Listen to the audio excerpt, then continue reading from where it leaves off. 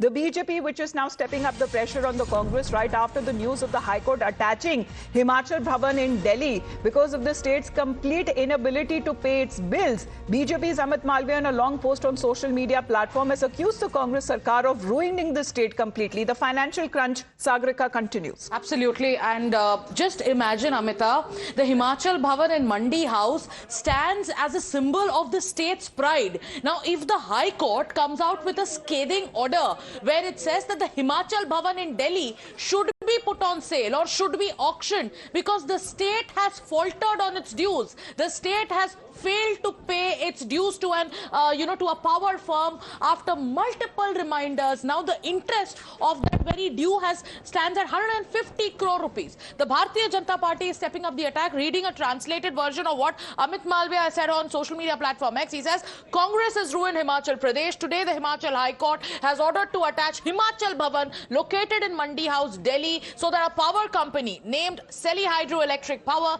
can auction it and recover its dues worth crores of rupees. This is a matter of great shame for Himachal Pradesh government. Not only this, the court has also ordered that the principal secretary of the electricity of the power department should conduct a fact-finding inquiry and should identify those officials due to whom the amount of the electricity company was not deposited even after the court's orders. Now, did Congress leaders squander the treasury, and when will these officials be punished? This is what the BJP now is leveling the corruption charge. The BJP says that this is because there are some officials in the Congress government who squandered the state's treasury, because of which this situation today arises. Then the BJP goes on to say that Himachalis will have to pay the price of the political wrangling of the Congress and Rahul Gandhi by losing Himachal Bhavan in Delhi, which had become the identity of Himachal. This is a huge blow to their prestige. And he's also attached portions of the court order. I will just read one part from the court order, which goes on to say,